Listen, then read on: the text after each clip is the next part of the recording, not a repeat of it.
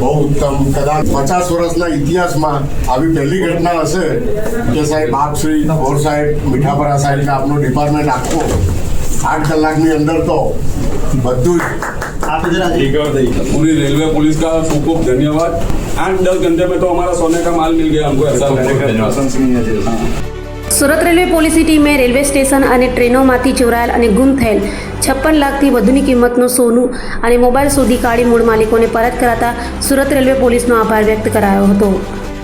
અધિક પોલીસ મહાનિદેશક railways કે.એન. Damor, police અધિક્ષક અભય સોની અને પોલીસ અધિક્ષક ડી.એચ. ગોરની સૂચનાને લઈ સુરત રેલવે પોલીસની ટીમ પીઆઈ જેવી મીઠાપરાના માર્ગદર્શન હેઠળ તપાસમાં હતી ત્યારે ચોરાયેલ 45 લાખની કિંમતની સોનાની 100 ગ્રામની 3 બિસ્કીટ તથા સિયેરા પોર્ટરની મદદથી ગુમ થયેલા અને ચોરાયેલા 11,99,000થી વધુની કિંમતના 67 મોબાઈલ મળી 56,99,000થી વધુનો મુદ્દામાલ શોધી કાઢ્યો હતો અને પોલીસ અધિક્ષક અભય સોની હસ્તક મૂળ માલિકોને પરત કરતા તેઓએ સુરત રેલવે પોલીસની પ્રશંસા કરી હતી. આજે સુરત રેલવે પોલીસ ડિવિઝન ખાતે તેરાતુસ પરપોટનો કાર્યક્રમ રાખવામાં આવેલો છે.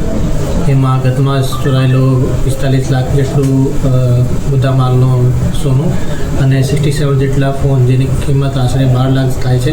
ટોટલ 57 લાખ જેટલું મુદ્દામાલને આજે પરત કરી રહ્યા છે. આમાં જે સોનાની ચોરી થઈ હતી જ્યારે મુસાફિર ટ્રેનમાં જતા હતા, જે એમને પોતાના મંદિરમાં દાન માટે એ લોકો લાવ્યા હતા, આ ચોરીને તરત જ અમે લોકો ડિટેક્ટ કરી અને નામદાર કોર્ટમાંથી હુકમ મેળવીને આજે એમના જે મૂળ માલિક છે એમને પરત કરવામાં આવેલો છે અને એમાં ખૂબ જ ખુશીની લાગણી પણ અમે જોવા મળી છે. અને એના સિવાય 67 જેટલા ફોન જે છે એ પણ અમે લોકોએ તેરાતુસ પરપોટ હેઠળ આજે પરત કરી રહ્યા છીએ. મારી બિસ્કીટ ચોરાઈ ગયા, જેની મને જાણ થતો મેં રેલવે પોલીસમાં જાણ કરી.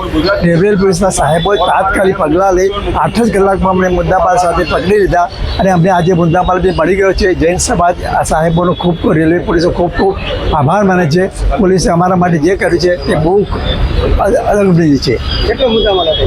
45 લાખનો માલ હતો અને 3 બિસ્કીટ હતા, તેનું 300 ગ્રામ વજન હતું.